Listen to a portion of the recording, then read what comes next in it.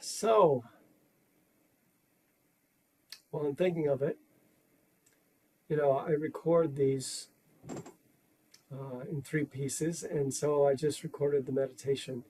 If you're like getting back into practice, if you haven't been doing it for a while, or if you have, sometimes meditating to me guiding you is helpful. And so you can listen to the recording. I don't recommend that you do it all the time, you become dependent on it completely, but it can hold you there when the habit isn't really very well formed. Sometimes to just sit down all by yourself, plunk yourself down, and be with your mind. Your mind comes up with all these reasons not to meditate and things you should be doing instead. And it's just nice to have my voice guiding you at times, to hold you in that experience, to maybe keep you there longer than you would naturally. Half an hour is not a long time, but it's longer than 20 minutes or 15 minutes or 10 minutes. And so that can be helpful. So use that resource if you're at all inclined. But by no means is it, necessary to listen to the recording. It's just there for you.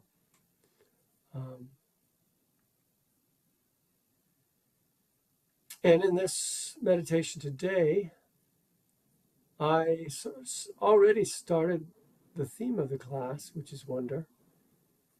And by wonder, I should clarify, I don't mean just kind of intellectual curiosity, like I wonder why this or that is happening, or, which gets us off thinking. I mean a sense of awe. It's the heart's capacity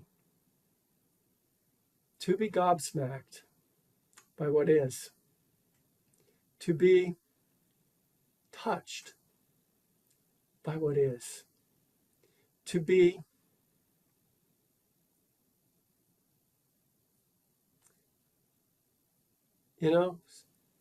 swept away in a certain sense. For especially its notions of familiarity. Oftentimes, wonder begins when we drop the familiarity of things. We don't have to go looking for something utterly new to feel wonder. And it's why in this meditation I began with attention. It's just something to evoke wonder. It's an amazing thing what it does, how it can zoom in and zoom out, and how it seems to be something of the mind, and yet it affects the body.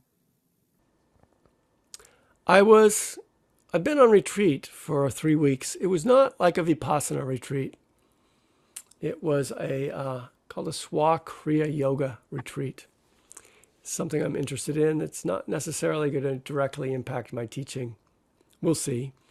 It involved a lot of pranayama and what would be called energy work. Not yoga in the way a lot of people think of it, which has a lot to do with asana, which bodily postures. That was taught too, but because they didn't have props, it wasn't really good for my body, and I ended up hurting my back and just dropping that aspect of it, which I knew was a possibility. And I was in an odd place. I was at an ashram. And this is an odd ashram because the person who heads it grew up Sikh, though he kind of functions as a Hindu Swami, call him Swamiji. And so I was actually around a lot of Sikhs. And I don't know much about Sikhism, to tell you the truth. I think of it as sort of the Protestantism of Buddhism, the Protestantism of Hinduism, a lot of influence of Islam. But I actually don't know a lot about it, but it was fun to be around Sikhs. This ashram had a Sikh place of worship, a gurdwara on the site. But one thing that I grew to appreciate, one of the greetings that they have is Vaheguru, or Wakuru, which I found out sort of means God is wow. The word Vah was translated as wow. God is amazing. And so guru is their favorite word for the divine.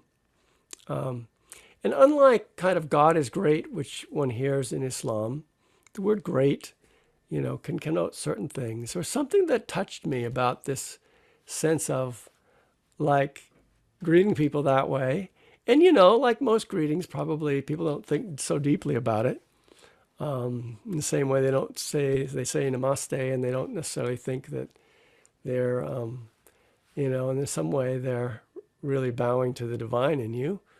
It's just what they say. But I was talking with one, and kind of hearing about it, and I was touched by that.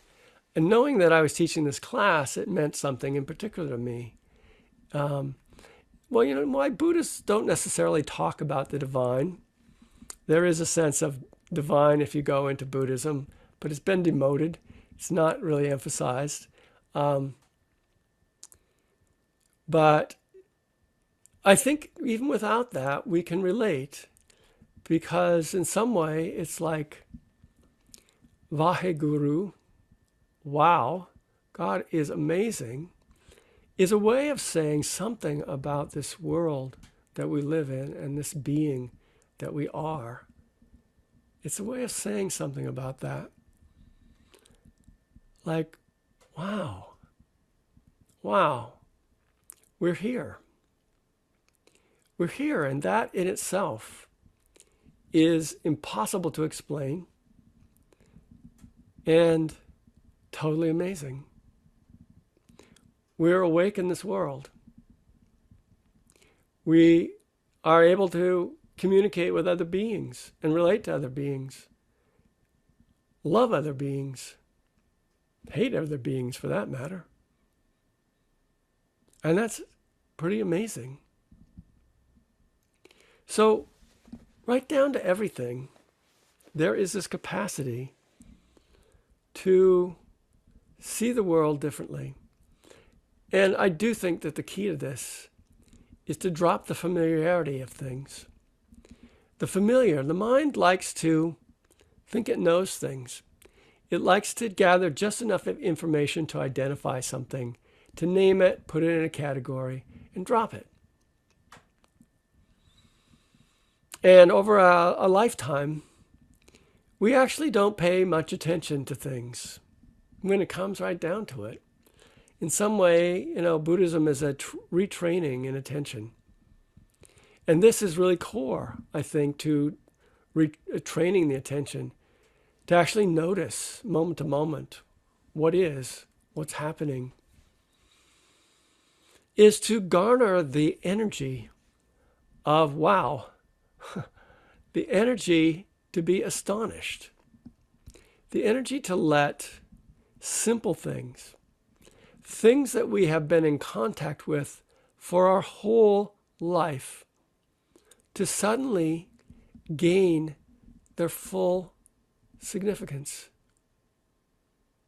Things like the attention itself, or the breath, or what it's like for the body to move, what it's like to walk on this earth, what it's like to see a color, what it's like to breathe. So, that's the invitation of the class.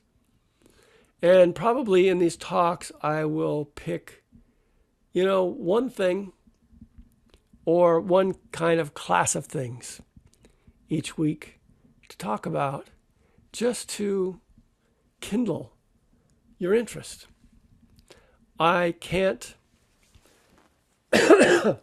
follow you around all week and make that stick. That's your job. And it might be helpful to re-listen to the talk sometime during the week, rekindle that a little bit. But mostly it's your homework, it's your assignment to open this up for yourself in any way that you can.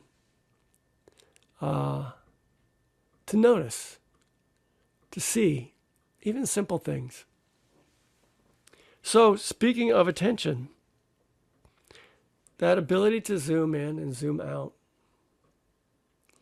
the ability to land, say right now, just feel the touch of your lips. And just when I say that, your attention goes there. Just at the invitation to feel. What do you feel?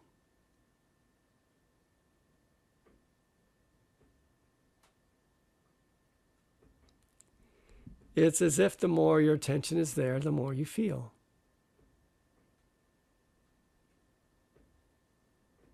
And it's surprisingly not the still thing that your mind pictures as your mouth, your lips. Your lips are closed. They're not moving. But yes, they are. See if what I say is true. Your lips are moving. They're moving all the time. You can feel the muscles in them moving, contracting, expanding. I mean, that itself is kind of amazing. Throughout your body, you don't notice it until you actually put your mind there. But your muscles are contracting and expanding. They're not still. Your body, even when it's at rest, is not still. And it just appears that the lips are a very sensitive place where that can be noticed easily. I've noticed it many other places, but it's maybe taken a little more calming down, a little more deepening of focus. So, yeah, that kind of ability to wake up a place where it lands, that ability of awareness. And then, we think of it as like something in our head. We do. Because we've heard about the brain and yada, yada, yada, we have this sense we know. But where is attention? Really? It's an aspect of the field of consciousness. And where's that? Really? I mean, the body is in it, but so is everything you're looking out on. That's in your field of consciousness. I am right now, I imagine, unless you've tuned me out.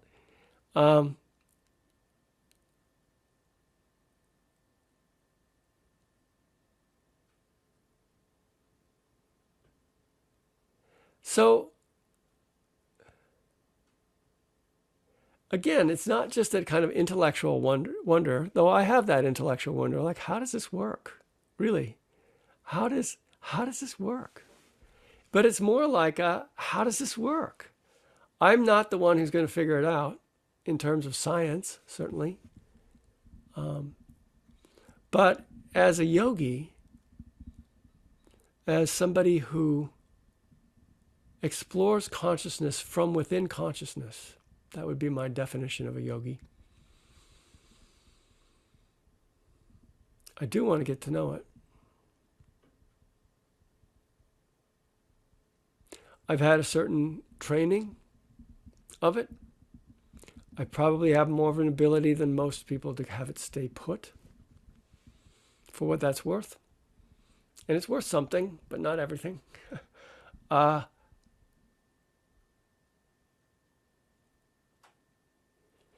If you ever get the chance, I know some of you have done this, but not all, to do an intensive silent meditation retreat, then you can really see what attention can do. Because there you stop talking, you meditate most of the day, either sitting or walking. And so all your energy goes into attention.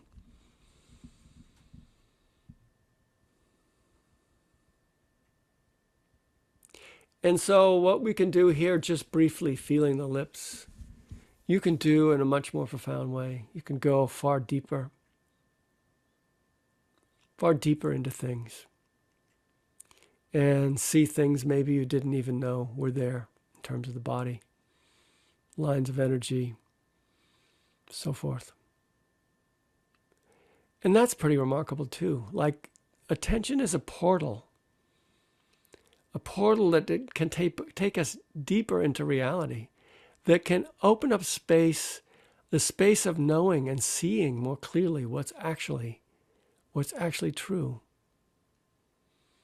It's a little miracle that way. It like brings light to everything.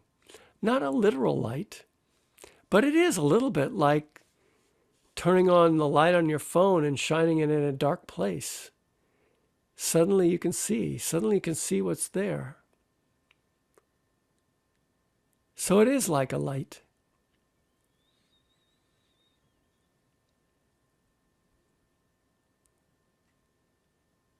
So this is what I mean by taking the familiarity out of something.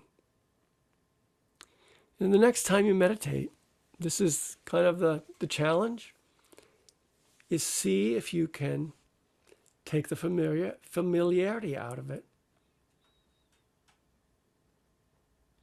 Could you actually sit down like you'd never done it before? Like this was your very first time. And I sometimes give that instruction with the breath. Breathe as if this was your very first few moments in a human body. And the first time that you actually experienced what it was like to breathe. Bring that quality of attention. Bring that quality of attention to something like breathing. Bring that to your meditation. There is something like a refresh button that you can push on attention. And it's key to everything else that we'll do in this class on wonder, because wherever you go, there you are. Wherever you are going to face something amazing, it's attention that will bring you there.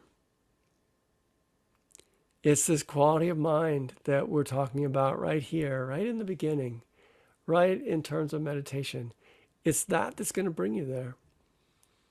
And it's amazing. Vaheguru.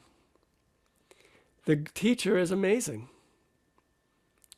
And perhaps we could talk about attention as the teacher, the inner teacher, the Satguru, the teacher of being, the being teacher.